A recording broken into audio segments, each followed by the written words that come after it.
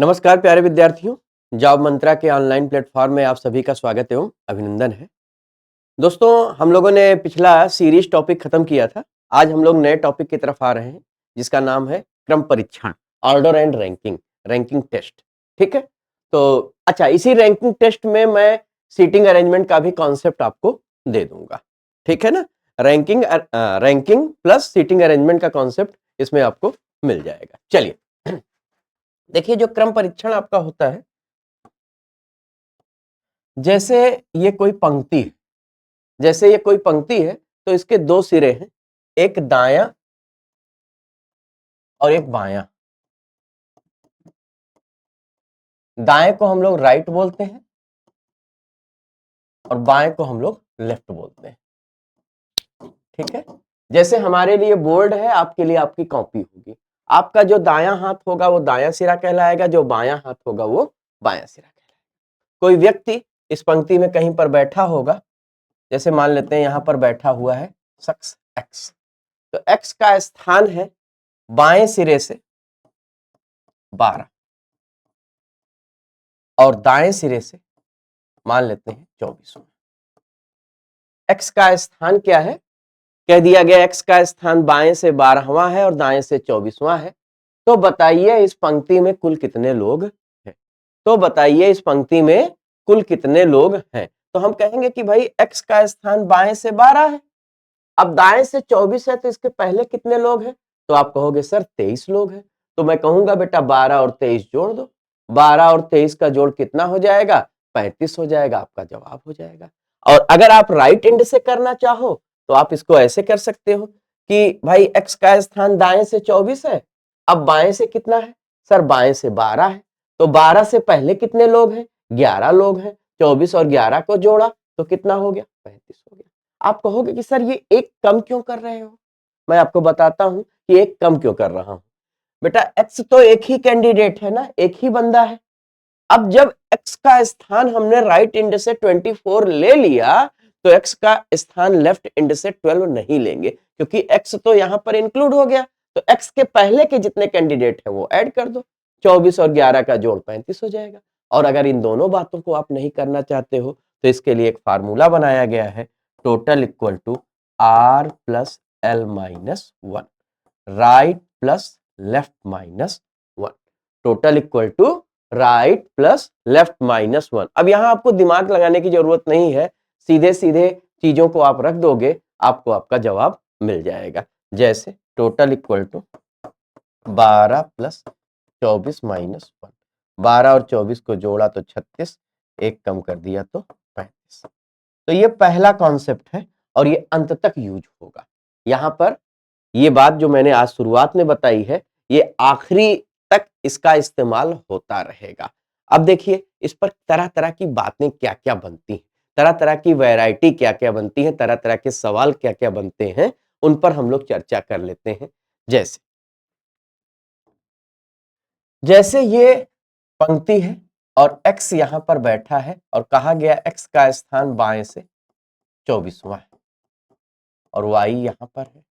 y का स्थान है क्या, दाएं से बाएं से 14वां, और z को भी x का स्थान दाएं से ले लेता हूं मैं क्या, 21वां, और फिर यहां पर z ले लेता हूं, z का स्थान दाएं से ले लेता हूं 10वां। ये स्थिति है ना। मैं इसको अगर एक फ्रेमिंग देता हूं तो ये कहता हूं किसी पंक्ति में x का स्थान बाएं से 24वां है तथा दाएं से 21वां है। उसी पंक्ति में y का स्थान बाएं से 14वां है तथा z का स्थान दाएं से 10वां है। तो बताइए, तरह तरह के सवाल इसमें बनेंगे। ठीक, अच्छा, हमको पहला काम क्या करना है, हमको पहला काम यह करना है कि भाई x का स्थान तो दे रखा है दोनों सिरों से, दोनों एंड से। x का स्थान बाएं से 24वां दे रखा है और दाएं से 21वां दे रखा है। तो हम टोटल आसानी से निकाल सकते हैं, क्या कह करके, 24 प्लस 21 माइनस 1। 24 और 21 का जोड़ किया तो 45, एक कम कर दिया तो 44। टोटल कैंडिडेट हमें मिल गए 44।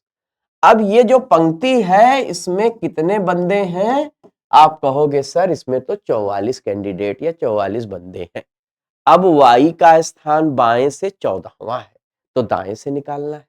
अब आप चाहो पूछा जाए y का दाएं सिरे से स्थान, y का दाएं सिरे से स्थान। आप कहोगे टोटल दिया है सर 44, y का बाएं सिरे से दिया है 14, y का दाएं सिरे से निकालना है। तो हम क्या करेंगे सर, हम 44 में से 13 घटाएंगे, 44 में से 13 घटाएंगे तो 31 आएगा। अब आपके दिमाग में ये बात आई होगी कि सर 44 में से आप 14 क्यों नहीं घटा रहे हैं, 13 क्यों घटा रहे हैं? तो वो भी मैं आपको समझा देता हूं। अगर मैं इसको फार्मूले का रूप देता हूं, ध्यान दीजिएगा, मैं फार्मूले के से एक बार समझा करके फिर मैं यहां पर आऊंगा। Total equal to R plus L minus 1, यही है। अब टोटल क्या है, 44 है। अब y का लेफ्ट एंड से क्या है स्थान, सर y का लेफ्ट एंड से है 21, y का राइट एंड से नहीं पता -1, तो 44 इक्वल टू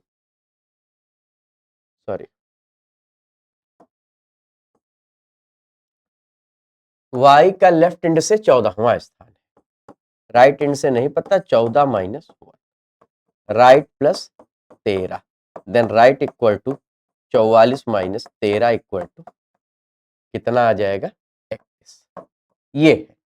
अब देखिए 31 आ रहा है ना, तो ये ध्यान रखिएगा जब भी टोटल वैल्यू दी हुई हो, एक साइड से वैल्यू दी हुई हो, दूसरी साइड से निकालनी हो, तो जो वैल्यू एक साइड से दी है वो हम पूरा नहीं घटाएंगे, वो हम पूरा नहीं घटाएंगे, वो क्या करेंगे, एक कम करके घटाएंगे।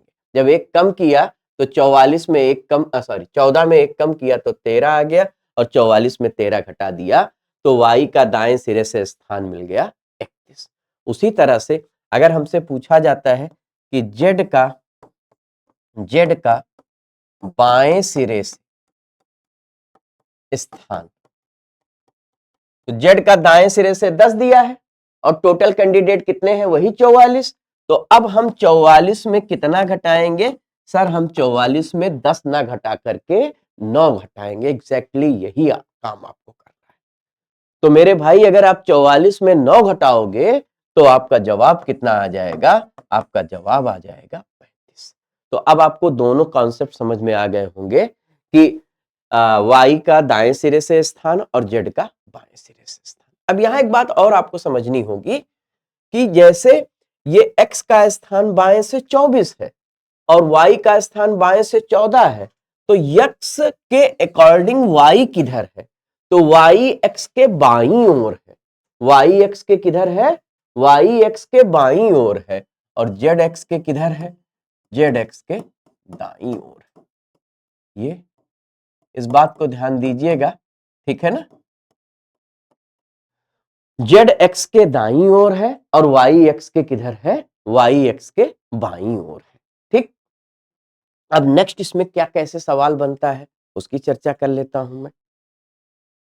जैसे एक सवाल दे दिया कि 45 विद्यार्थियों की किसी पंक्ति में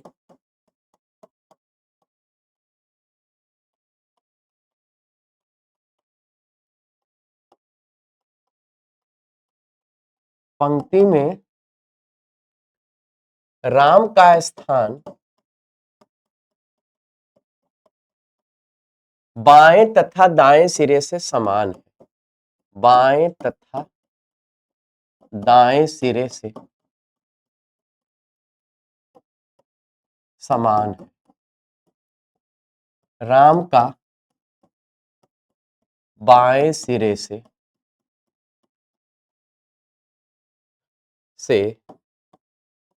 स्थान बताइए। 45 विद्यार्थियों की किसी पंक्ति में राम का स्थान बाएं तथा दाएं सिरे से समान है, राम का बाएं सिरे से स्थान बताइए। देखिए ये टोटल कैंडिडेट कितने हैं, 45। अब राम का स्थान बाएं तथा दाएं सिरे से समान है, मतलब अगर हम बाएं से स्थान राम का x मानते हैं तो दाएं सिरे से भी राम का स्थान x ही है। अब याद करिए total equal to R plus L minus 1। तो टोटल की जगह आपने 45 रख दिया। अब दोनों सिरों से x है तो x plus X minus 1, minus 1 इधर गया तो 46 हो गया, equal to 2x, then x equal to 46 upon में 2, 23। तो x का या राम का स्थान चाहे बाएं सिरे से पूछा जाए चाहे दाएं सिरे से पूछा जाए, दोनों ही सिरों से राम का स्थान क्या हो जाएगा, 23वां हो जाएगा। ठीक है, अब इसमें एक सवाल और बनता है, देखिएगा।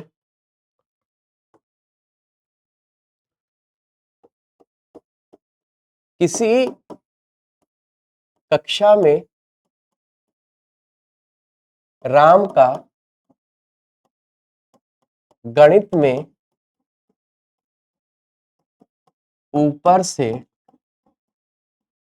15वां स्थान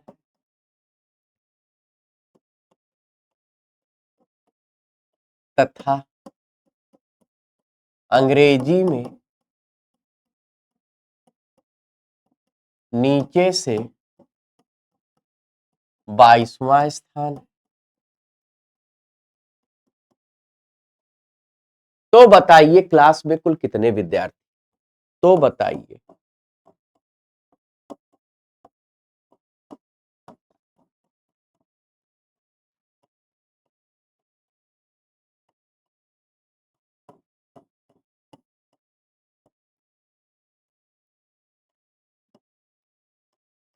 ये दिया है, किसी क्लास में राम का गणित में ऊपर से 15वां स्थान है तथा अंग्रेजी में नीचे से 22वां स्थान है। तो बताइए क्लास में कुल कितने विद्यार्थी हैं। अब देखिए ऑप्शन में अगर आपको देता हूं यहां पर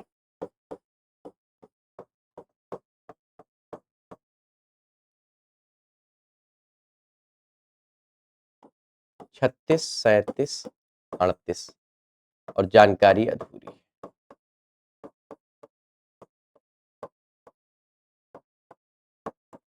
देखिए यहां पर जल्दी से बच्चे जब देखते हैं उन्हें लगता है कि ऊपर से स्थान दिया है और नीचे से स्थान दिया है, तो यहीं पर हम total equal to right plus left minus 1 लगा दें। तो total equal to right plus left 1, total equal to 15 plus 22 minus 1, जैसे ही आप लगाओगे 15 और 22 का जोड़ 37, एक कम कर दिया 36, आपका जवाब ये आएगा। लेकिन ये गलत होगा। आप कहोगे सर गलत क्यों? गलत इसलिए है बेटा कि यहां पर यह नहीं कह रहा है कि राम का स्थान ऊपर से 15वां है और नीचे से 22वां है। यहां पर कह रहा है राम का गणित में ऊपर से 15वां है।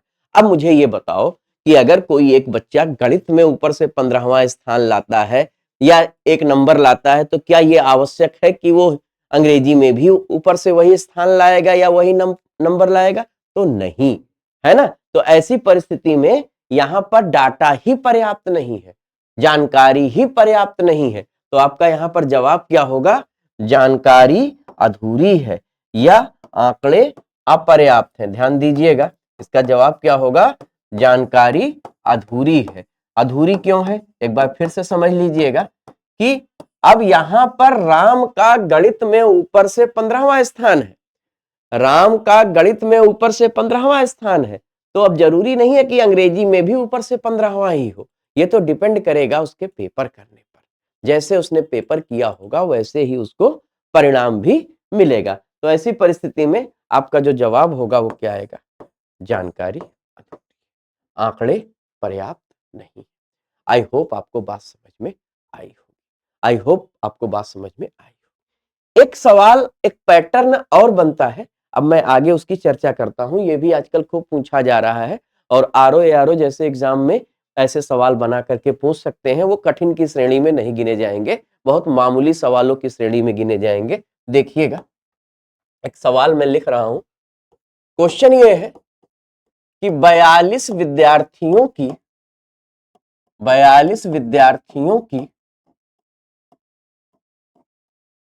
किसी पंक्ति में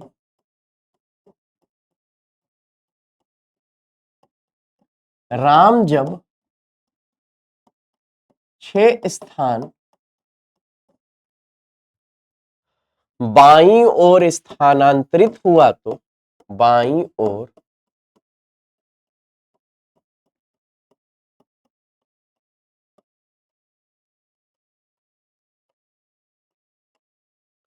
42 विद्यार्थियों की किसी पंक्ति में राम जब 6 स्थान बाईं ओर स्थानांतरित हुआ तो वह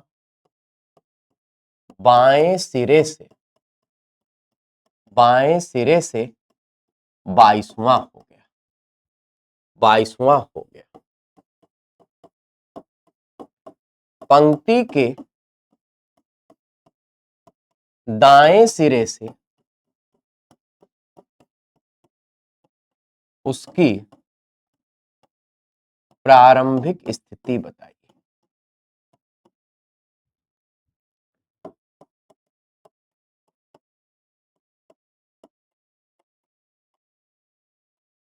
ठीक है, जैसे ये अब यहां पर समझने का प्रयास करिएगा। ये पंक्ति है, इसमें कितने कैंडिडेट हैं? 42 कैंडिडेट। कहा गया 42 विद्यार्थियों की किसी पंक्ति में राम जब 6 स्थान बाईं ओर स्थानांतरित होगा। ध्यान रखिएगा, राम बाईं या दाईं ओर तभी स्थानांतरित होगा जब पंक्ति में कहीं पर बैठा होगा। बिना बैठे राम स्थानांतरित नहीं हो सकता है। तो मान लेते हैं राम यहां पर बैठा है। अब राम का बायां इधर से इधर, राम का बायां इधर से। कह रहा राम जब 6 स्थान बाईं ओर स्थानांतरित हुआ तो क्या हो गया भाई? बाएं सिरे से 22वां हो गया। देखिएगा, ये एक सवाल है आपका। राम जब 6 स्थान बाईं ओर स्थानांतरित हुआ तो बाएं सिरे से 22वां हो गया। अगर राम ना स्थानांतरित होता तो, अगर राम ना स्थानांतरित होता तो राम यहां कहीं पर बैठा होता और तब क्या हो जाता? तब वो बाएं सिरे से 28वां हो जाता। ये 6 स्थान और कवर करता। तो ये राम की पुरानी स्थिति और ये राम की नई स्थिति। राम जब 6 स्थान बाईं ओर का मतलब अपनी ही ओर वापस लौटा। अगर दाईं ओर कहता तो इस तरफ चला जाता। तो राम जब 6 स्थान बाईं ओर स्थानांतरित हुआ तो बाएं सिरे से 22वां हो गया।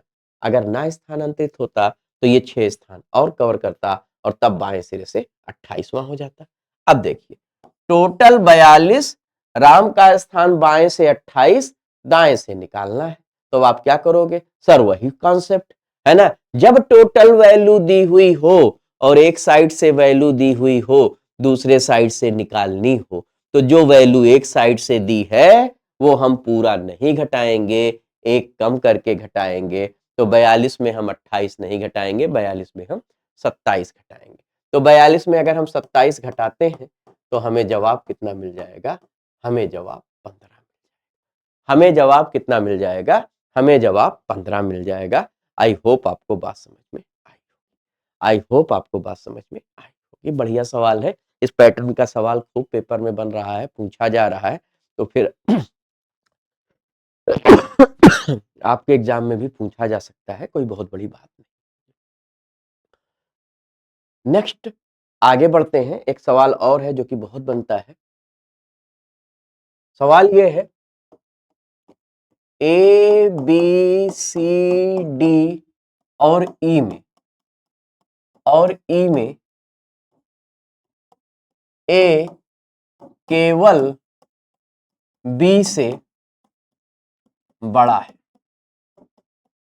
ए केवल बी से बड़ा है तो बताइए सबसे छोटा कौन है? सबसे छोटा कौन है?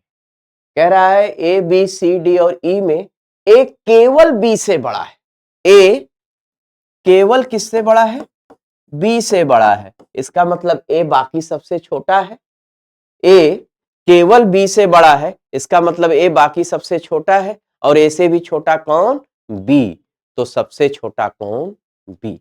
अगर हमसे सवाल पूछा जाता है कि सबसे छोटा कौन, तो सबसे छोटा कौन है? आपका जवाब क्या है? बी। लेकिन अगर पूछा जाता है सबसे बड़ा कौन है, सबसे बड़ा कौन है, तो आपका जवाब होगा जानकारी अधूरी। क्योंकि सी डी और ई में कौन बड़ा है ये हमें पता नहीं है। हमने केवल ये जानकारी प्राप्त कर ली कि A केवल B से बड़ा है। A केवल किससे बड़ा है? B से बड़ा है। अगर A केवल B से बड़ा है, इसका मतलब A बाकी सबसे छोटा है, और A से भी छोटा कौन? B। तो सबसे छोटा कौन? B। लेकिन अगर यहां पूछा जाए सबसे बड़ा कौन, तो आपका जवाब क्या हो जाएगा कि जानकारी अधूरी है। एक इसी तरह का सवाल और बनता है, क्या? देखिएगा,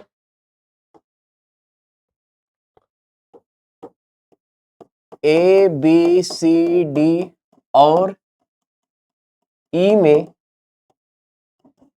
C केवल D से छोटा है। C केवल D से छोटा है, तो बताइए सबसे बड़ा कौन है?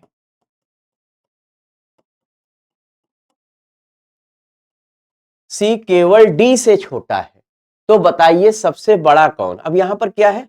C केवल किससे छोटा है? D से छोटा है। C केवल किससे छोटा है? D से छोटा है। इसका मतलब C बाकी सबसे बड़ा है। C छोटा किससे है? केवल D से। इसका मतलब C बाकी सबसे बड़ा है, और C से भी बड़ा कौन? D। तो अगर आपसे पूछा जाए सबसे बड़ा कौन है, सबसे बड़ा कौन है, सबसे बड़ा कौन है, तो आपका जवाब हो जाएगा D। लेकिन सबसे छोटा कौन है, तो आपका जवाब हो जाएगा जानकारी।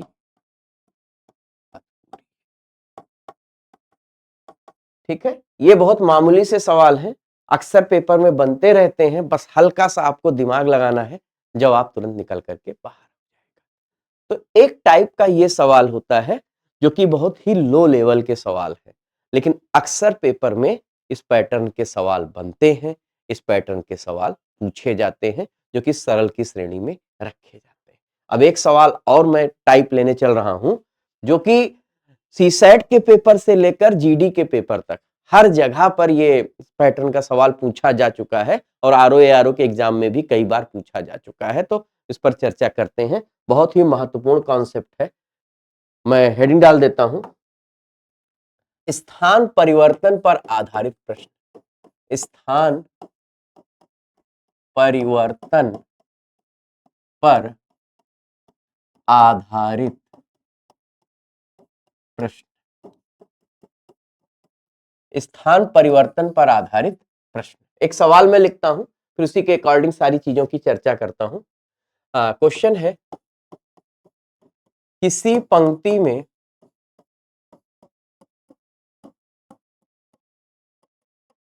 राम का स्थान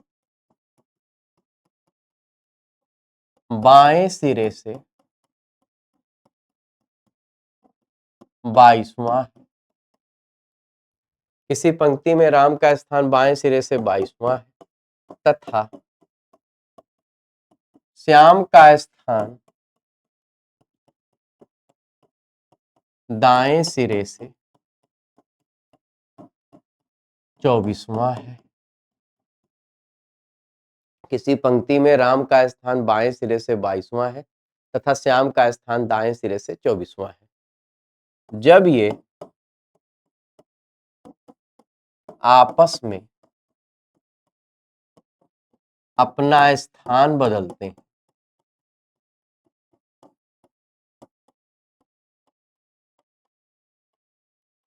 तो राम का स्थान बाएं सिरे से 28वां हो जाता है।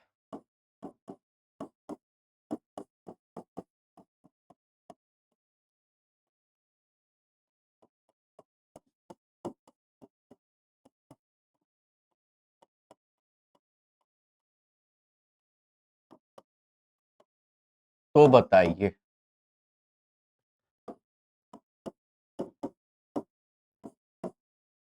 पहला सवाल, पंक्ति में कुल कितने लोग हैं?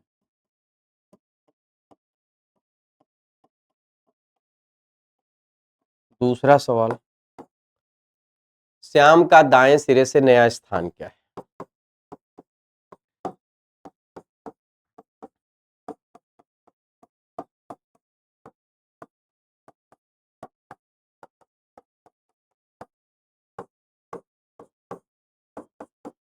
ध्यान दीजिएगा, बढ़िया सवाल है और हर जगह पूछा जाता है। तो दिया है किसी पंक्ति में राम का स्थान बाएं सिरे से 22वां है। ये राम का स्थान 22वां है बाएं सिरे से, और श्याम का स्थान है दाएं सिरे से 24वां। राम का स्थान बाएं सिरे से 22वां है तथा श्याम का स्थान दाएं सिरे से 24वां है। जब ये आपस में अपना स्थान बदलते हैं, स्थान बदलने का मतलब राम श्याम की जगह जाता है और श्याम राम की जगह पर, राम श्याम की जगह पर जाता है, श्याम राम। तो जब ये ऐसा करते हैं तो राम का स्थान हो जाता है बाएं से 28, राम का स्थान क्या हो जाता है बाएं से 28वां। राम उठ करके यहां आ गया श्याम की जगह पर, तो राम का स्थान हो गया बाएं से 28वां। लेकिन अगर अब पूछा जाए कि राम का दाएं से स्थान क्या होगा, तो अभी थोड़ी देर पहले हम लोगों ने ये कहा कि जब राम और श्याम आपस में अपना स्थान बदलते हैं, तो मेरे भाई अगर राम यहां उठ करके आएगा तो जो स्थान श्याम का रहा होगा वो राम अडॉप्ट कर लेगा। दैट मीन्स राम का स्थान दाएं से हो जाएगा 24 और बाएं से हो जाएगा 28। तो राम का स्थान बाएं से हो जाएगा 28 और दाएं से हो जाएगा 24। तो हम यहां पर टोटल निकाल सकते हैं। टोटल निकालने के लिए क्या कहेंगे, 28 प्लस 24 माइनस 1। यही तो मैंने बताया था पीछे, 28 plus 24 total equal to left plus right minus 1। तो अब 28 प्लस 24 माइनस 1, या इसके लिए एक फार्मूला बनता है, लिखना चाहो तो आप लिख लो। एक की नई स्थिति प्लस दूसरे की पुरानी स्थिति माइनस 1। एक की नई स्थिति प्लस दूसरे की पुरानी स्थिति माइनस 1। अब यहां पर नई स्थिति किसकी है, राम की, कितनी है 28। पुरानी स्थिति किसकी है, श्याम की, 24 माइनस 1। अब 28 और 24 का जोड़, 28 और 24 का जोड़ हमने किया 52 और एक कम कर दिया तो क्या आ गया 51। 28 और 24 का जोड़ 52, एक कम कर दिया तो 51। आई होप आपको बात समझ में आए। तो ये तो पहला कॉन्सेप्ट है।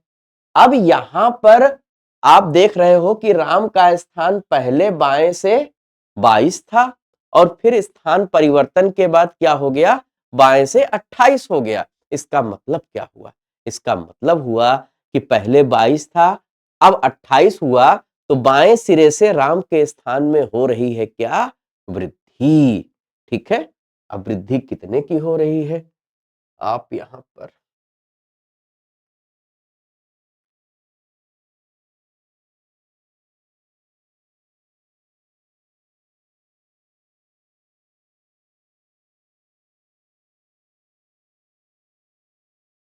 चलिए, यहां पर वृद्धि हो रही है।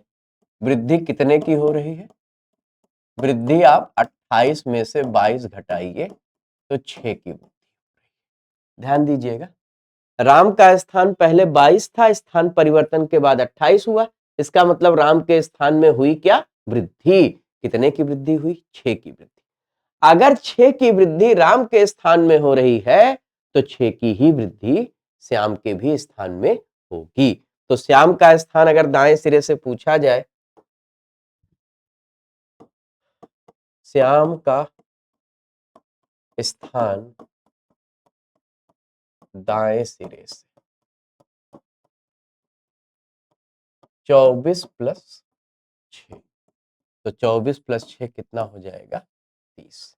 यहां देखिएगा भाई, राम उठ करके अगर यहां आया है तो श्याम उठ करके यहां आया है, तो जितनी वृद्धि राम की बाएं सिरे से होगी उतनी ही वृद्धि श्याम की दाएं सिरे से होगी। इसको इस तरह से समझिएगा, अगर दो व्यक्ति हैं और दोनों व्यक्ति आपस में अपना स्थान बदल रहे हैं और एक व्यक्ति के स्थान में अगर वृद्धि हो रही है तो दूसरे व्यक्ति के स्थान में भी वृद्धि होगी और उतनी ही वृद्धि होगी जितनी पहले व्यक्ति के स्थान में हुई है।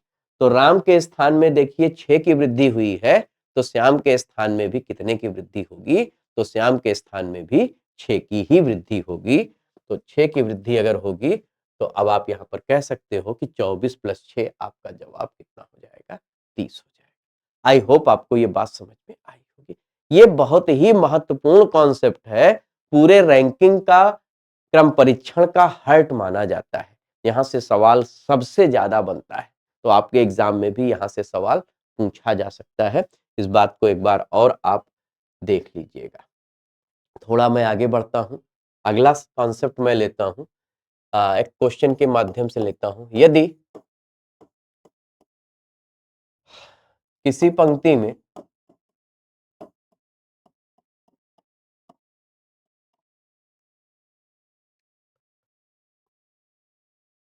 x का स्थान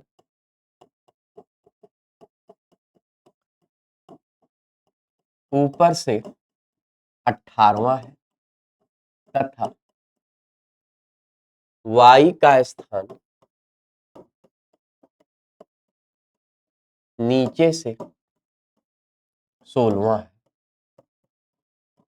किसी पंक्ति में x का स्थान ऊपर से 18वां है तथा y का स्थान नीचे से 16वां है। फिर आगे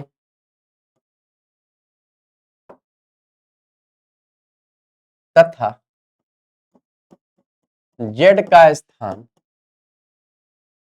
ऊपर से 25वां है। z का स्थान ऊपर से 25वां है और वह x और y के ठीक बीच में है।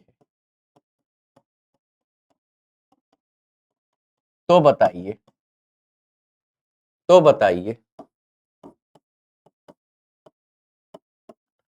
पंक्ति में कुल कितने लोग हैं?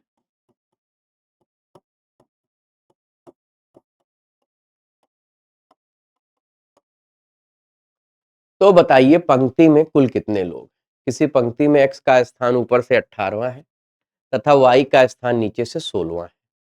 z का स्थान ऊपर से 25वां है और वह x और y के ठीक बीच में है। तो बताइए पंक्ति में कुल कितने?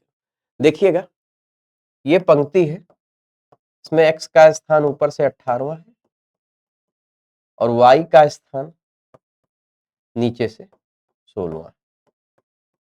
z क्या है? x और y के ठीक बीच में है और उसका स्थान ऊपर से 25वां।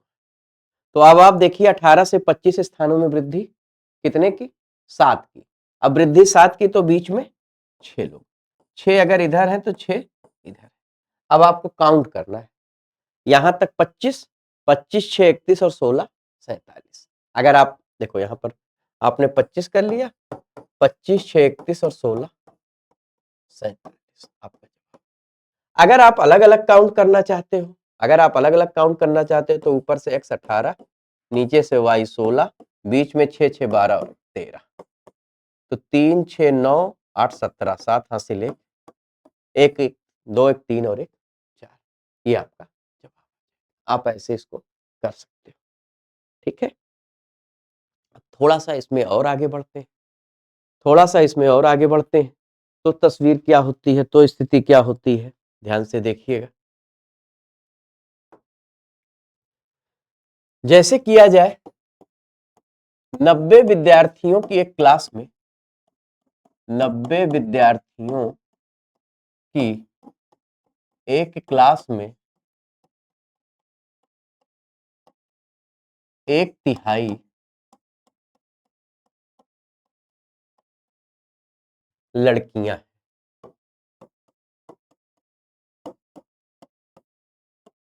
90 विद्यार्थियों की एक क्लास में 1/3 लड़कियां हैं।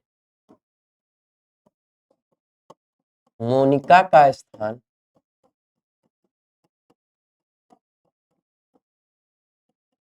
सभी विद्यार्थियों में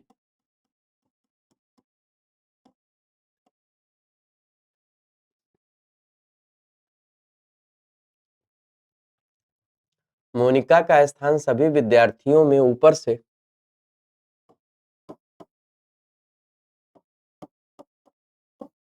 42वां है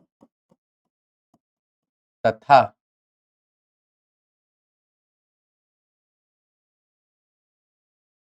नीचे से 42वां है। ऐसा लिख लीजिए, मोनिका का स्थान सभी विद्यार्थियों में नीचे से 42वां है तथा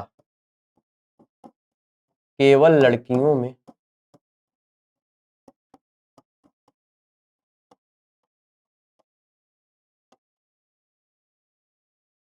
ऊपर से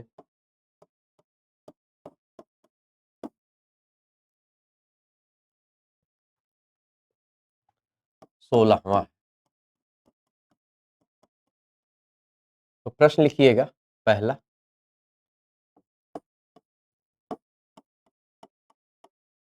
मोनिका से पहले कितने लड़के हैं?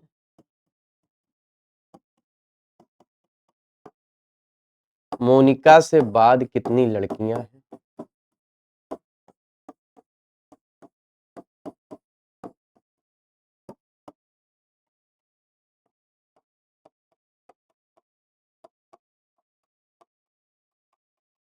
सभी विद्यार्थियों में मोनिका की ऊपर से स्थिति बताइए।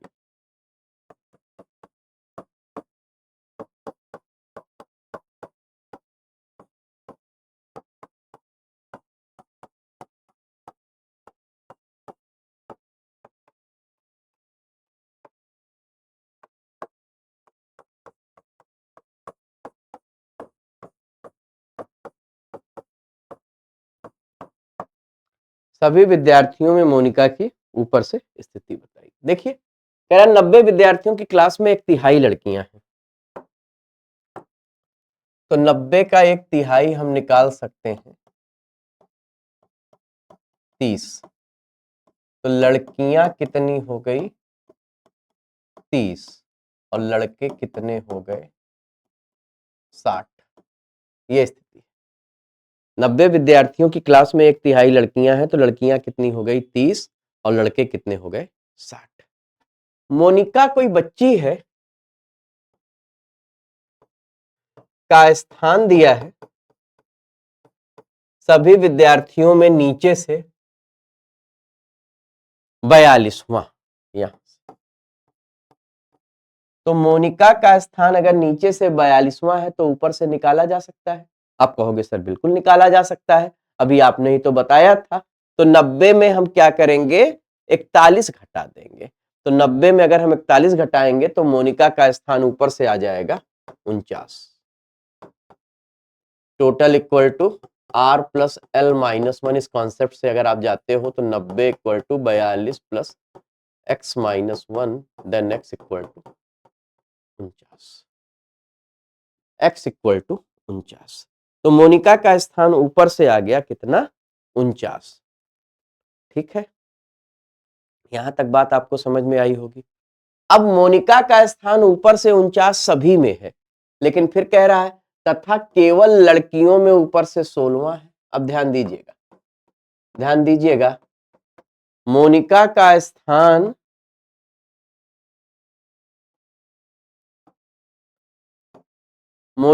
स्थान सभी में ऊपर से 49 और लड़कियों में ऊपर से 16।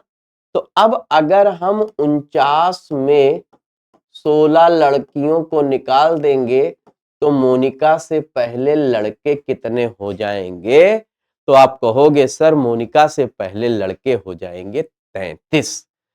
मोनिका से पहले लड़के कितने हो जाएंगे? तो आप कहोगे मोनिका से पहले लड़के हो जाएंगे 33। 49 में 16 घटाया, मोनिका से पहले लड़के हो गए 33। अब टोटल लड़के अपने पास कितने हैं? आप कहोगे सर टोटल लड़के तो अपने पास 60। टोटल लड़के कितने अपने पास हैं? तो आप कहोगे सर टोटल लड़के अपने पास 60। तो मोनिका से पहले अगर 33 लड़के निकल गए तो मोनिका से बाद कितने होंगे? मोनिका से बाद लड़के नहीं पूछा है, लड़कियां पूछा है। अगर लड़के पूछता तो हम 60 में 33 घटा देते, मोनिका से बाद 27 लड़के आ जाते। अब मोनिका से बाद लड़कियां,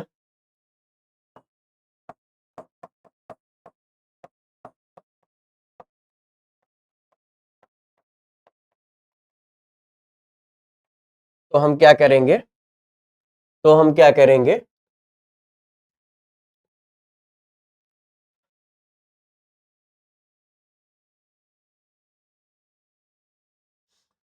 30 में से 16 घटा देंगे।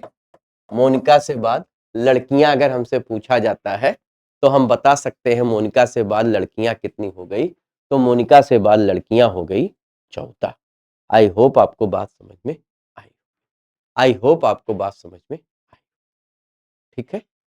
और सभी विद्यार्थियों में मोनिका की स्थिति ऊपर से, वो तो हमने शुरुआत में ही निकाली थी, ये 49, ये हमने शुरुआत में ही निकाल लिया था, कितना, 49। तो यहां तक की चीजें आपको समझ में आई। अब इससे आगे बढ़ते हैं, देखिएगा।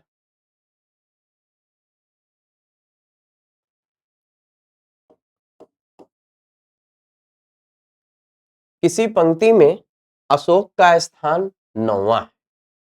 किसी पंक्ति में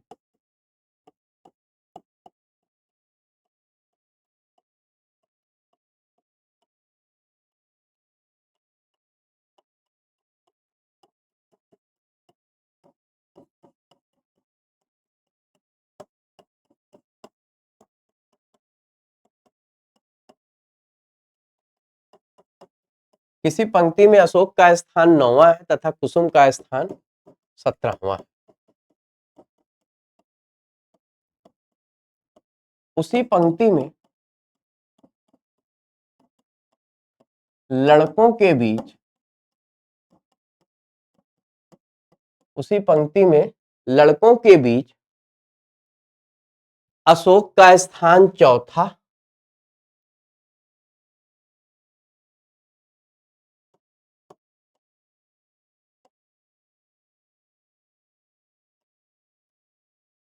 4था, तथा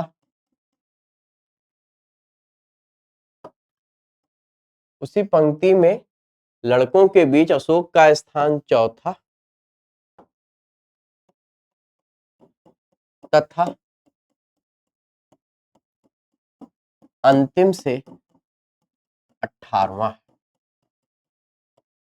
उसी पंक्ति में लड़कों के बीच अशोक का स्थान 4था तथा अंतिम से 18वां है तथा लड़कियों के बीच कुसुम का स्थान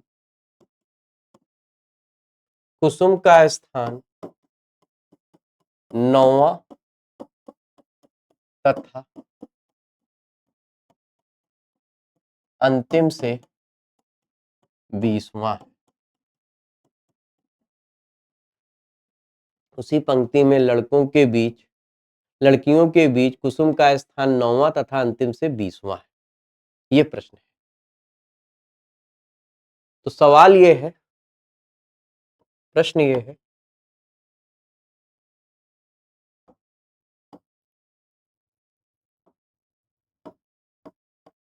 अशोक और कुसुम के बीच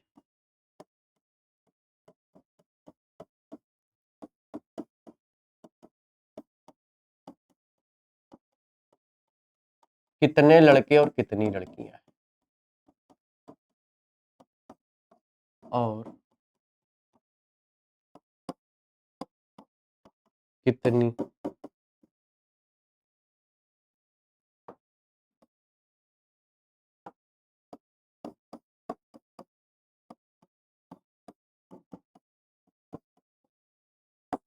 दूसरा,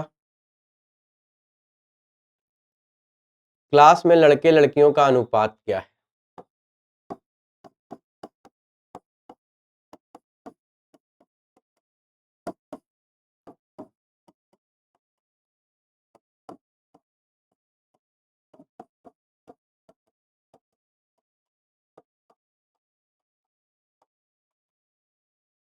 तीसरा, क्लास में कुल विद्यार्थी कितने हैं?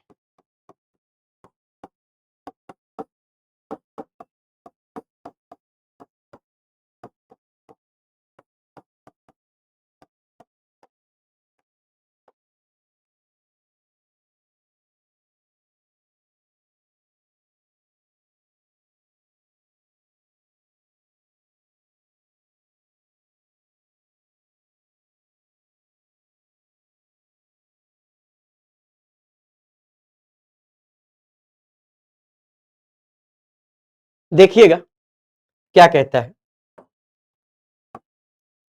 कह रहा है कि एक क्लास किसी पंक्ति में, ये है, ये मान लेते हैं पंक्ति है, इसमें अशोक का स्थान है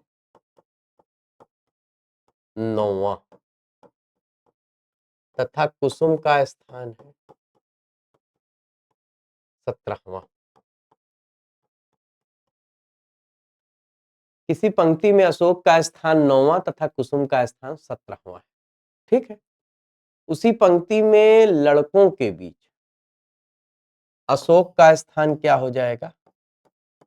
चौथा। और अंतिम से क्या है? 18वां। तो यहां पर टोटल बॉय हम निकाल सकते हैं। Total boy 4 + 18 - 1 21। और लड़कियों के बीच कुसुम का स्थान क्या है? 9वां। देखिए यहां दिया है, तथा लड़कियों के बीच कुसुम का स्थान 9वां तथा अंतिम से 20वां। टोटल गर्ल्स निकाल सकते हैं 9 + 20 - 1। 9 और 20 का जोड़ 29, एक कम 28। तो यहां पर लड़के और लड़कियों में अनुपात निकाला जा सकता है। आप कहोगे सर बिल्कुल निकाला जा सकता है। टोटल बॉय अनुपात टोटल 21:28, 3:4।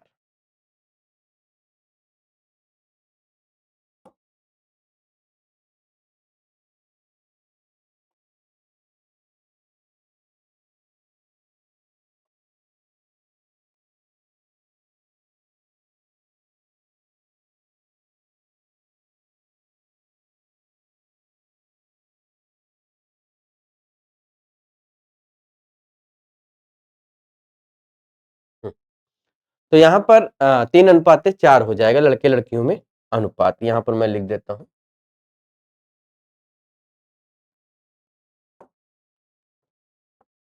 टोटल बॉय और टोटल गर्ल। तो 21 और 28 है, तो 3:4। टोटल विद्यार्थी अगर पूछा जाए, टोटल स्टूडेंट पूछा जाए, तो 21 + 28 - 21 और 28 जोड़ देते हैं। 21 और 28 का जोड़ कितना हो जाएगा? 49। एक कम कर दिया। एक मिनट, एक मिनट, एक मिनट, एक मिनट, एक मिनट।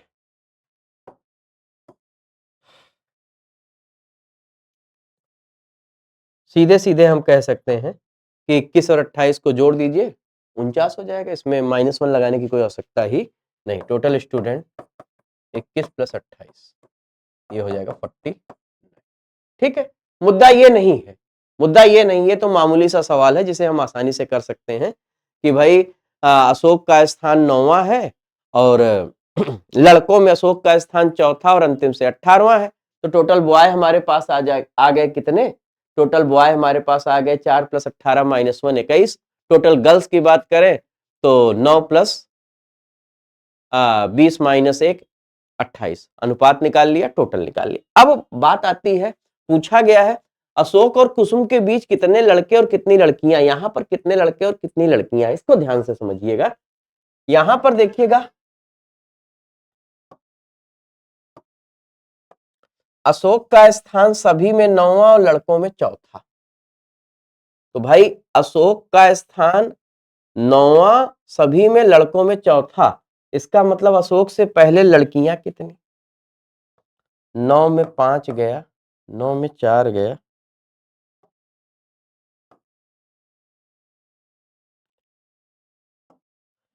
9 में 4 गया, कितना आएगा? अशोक से पहले लड़कियां कितनी? 5।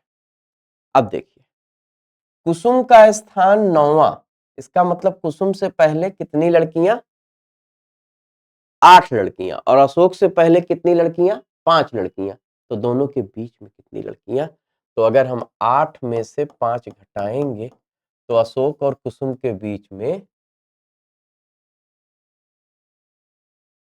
अशोक और कुसुम के बीच में 3 लड़कियां आ जाएंगी। अब यहां देखिए, 9 से 17, 9 से 17 स्थानों में क्या हो रही है?